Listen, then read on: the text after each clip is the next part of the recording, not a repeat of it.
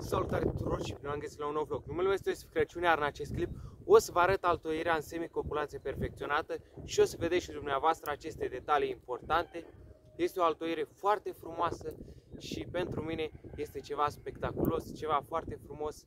Altoirea acesta este una dintre cele mai bune altoieri care dau un randament foarte bun. Se folosește și în pepinieră de multe ori, dar o să vă arăt mai multe detalii și mai multe tehnici de altoire. Este o tehnică de altoire care s-ar putea să o filmez anul acesta. Voi încerca tot posibilul când am timp să filmez. Și anume altoirea în T. Altoirea în T este o altoire care se folosește în pepiniere. În majoritatea pepinierilor se folosește această metodă de altoire. Dar noi discutăm despre altoirea în semicopulație perfecționată, care la fel se folosește în pepiniere, fie pentru realtoire sau chiar și altoirele care sunt. Dar în mare este folosită altoirea în T de multe ori în pepiniere și mai sunt și alte tipuri de altoire, sunt și aparate speciale de altoit, dar noi haideți să trecem la ceea ce avem de făcut. În primul rând trebuie să dezinfectăm sculele, eu le-am dezinfectat cu spirit sau cu ceva, un alcool care să dezinfecteze bine, folosim pentru dezinfectare, este foarte bine. În al doilea rând trebuie să eliminăm de aici, pentru că sunt doi care nu trebuie să fie amândoi aici, ci numai unul. Iar pe acesta îl vom tăia cam la această înălțime. Uitați. Și o să apropii și o să vă arăt tot ceea ce avem de făcut în acest caz.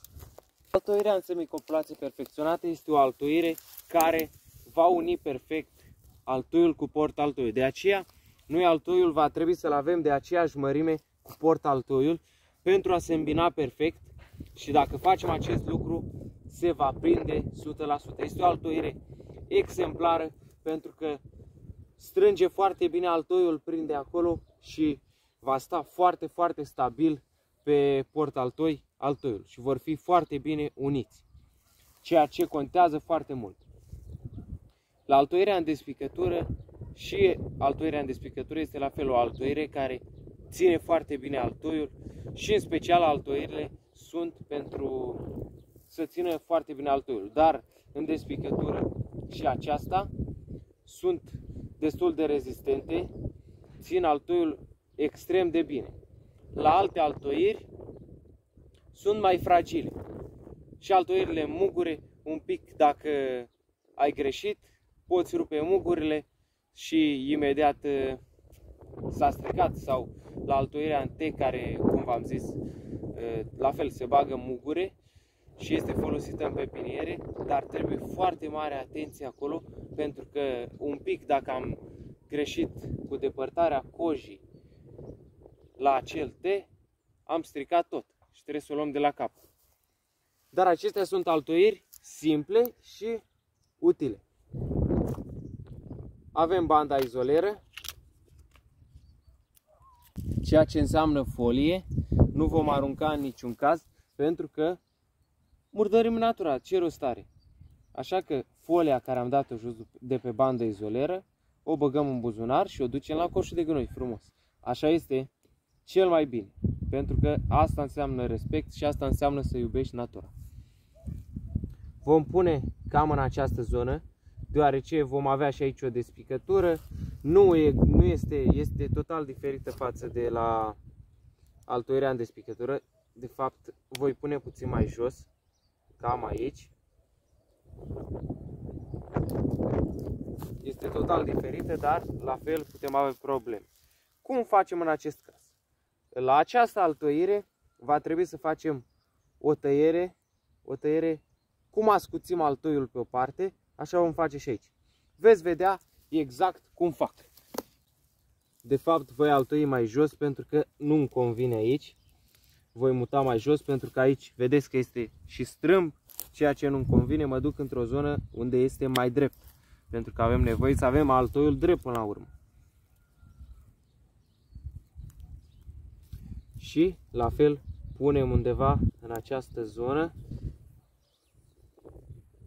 banda izoleră și acum luăm briceagul de altoit și vom face în felul următor. Punem așa și tragem în sus. Nu a ieșit din prima, dar repetăm până vom reuși.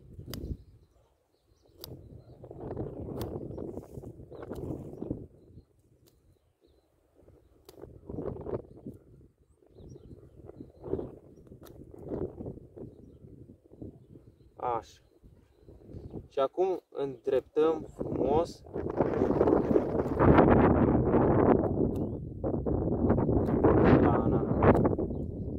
Așa. Cam așa arată, uitați. Vedeți, arată ascuțită așa.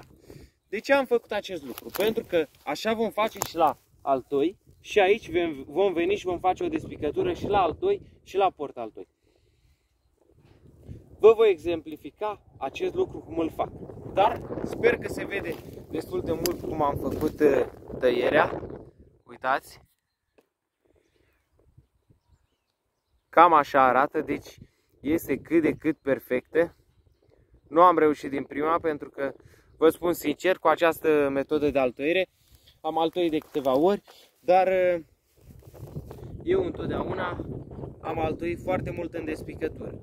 Dar această metodă, deci nu neg că nu merge. Merge foarte bine. Exemplar de bine merge această metodă la altoire. Merge foarte, foarte bine. N-am ce să zic. Dar eu n-am folosit-o pentru că am avut de altoit copaci mai mari și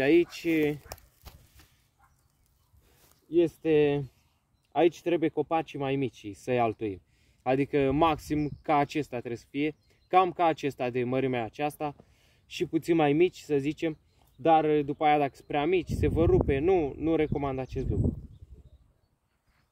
Acum luăm altoiul și trebuie să avem cam aceeași grosime cu port altoiul. În cazul nostru vom tăia de aici. Deci, uitați, este cam aceeași grosime cu port altoiul. Și ce facem? Trebuie să fie cam aceeași grosime cu port altoiul. Uitați, este cam aceeași grosime și acum noi vom lua altoiul și vom face tot o pană așa.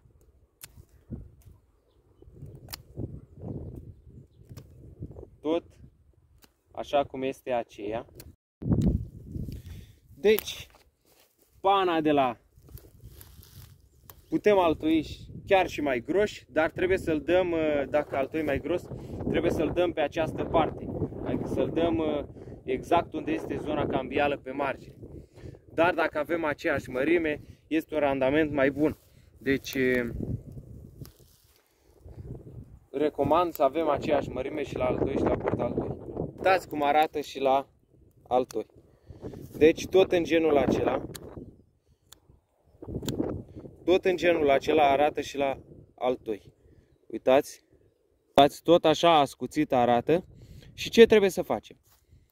La altoi, undeva în această zonă, va trebui să facem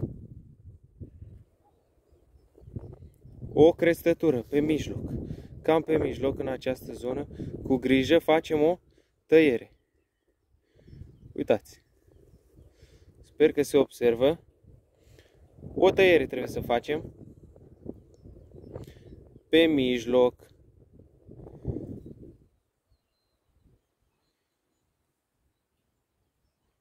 Cam așa. Nu-i dăm mai mult, este de ajuns. Încă puțin îi mai facem, de fapt. Cam atât. Uitați, și această zonă se va desface și va intra în port altoi. Aceeași operațiune o vom face și port altoiului. Adică vom despica tot pe mijloc. Tot așa, cu mare grijă. Ca să nu ne ducem prea tare după aceea. Cu grijă. Ne ducem puțin. Atât. Încă puțin mai trebuie. Cam așa. Și acum ce facem? altoiul trebuie să fie cam de aceeași mărime la ascuțire cu portaltoiul. Uitați, este cam de aceeași mărime. Mai ascut puțin în capăt aici, pentru că nu convine cum a ieșit. Și acum ce trebuie să facem?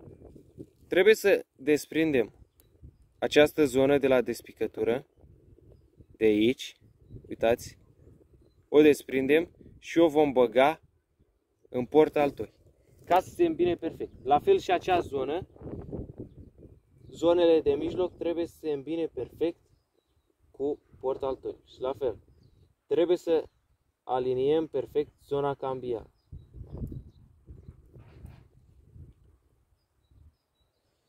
Deci, s-au prins perfect aici și altoiul și portaltoiul s-au prins bine. O să vă arăt și de aproape cum arată. Deci noi am făcut despicătura aici, observați? Și partea care este despicătura la cealaltă este aici și trebuie să fie îmbinate. Partea de exterior va veni aici și să se îmbine perfect acestea. Le despicăm în așa fel pe jumătate ca să le îmbinăm între ele. Despicăturile să fie îmbinate între ele. Și uitați, cam așa arată. Cam așa sunt ele.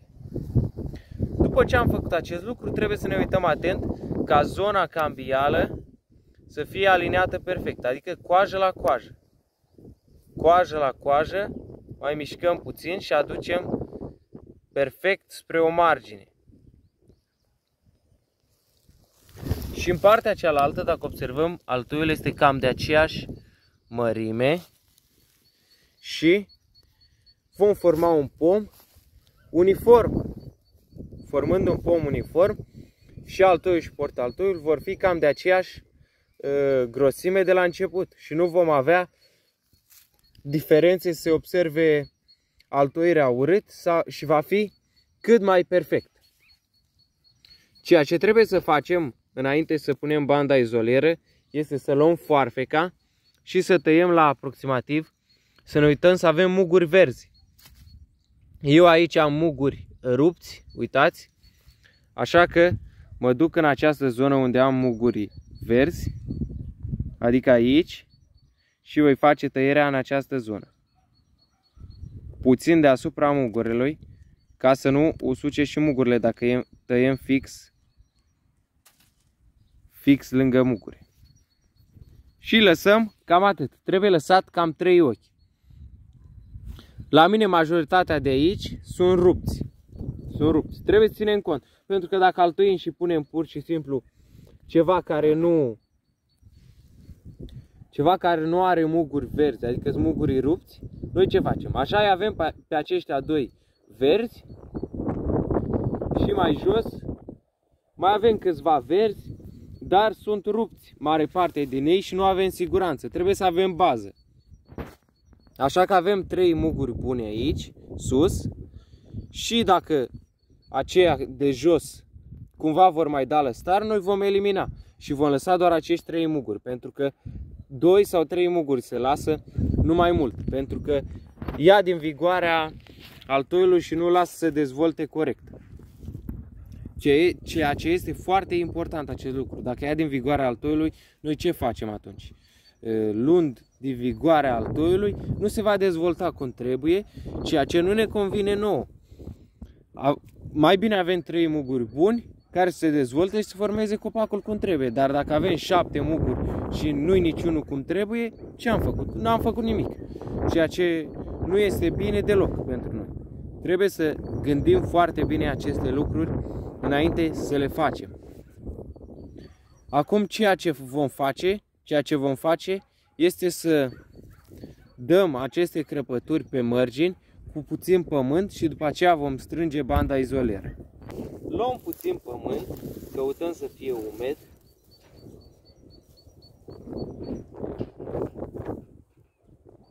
Și punem în marginea care a fost despicată ca să se caluseze rana, adică să se vindece.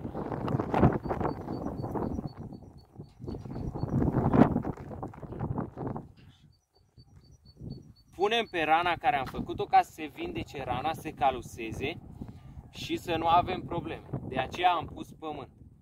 Și strângem bine, bine, bine și altoiul va sta aici perfect pentru că este prins perfect în acele despicături. De aceea este foarte benefică și foarte bună această metodă de altoire.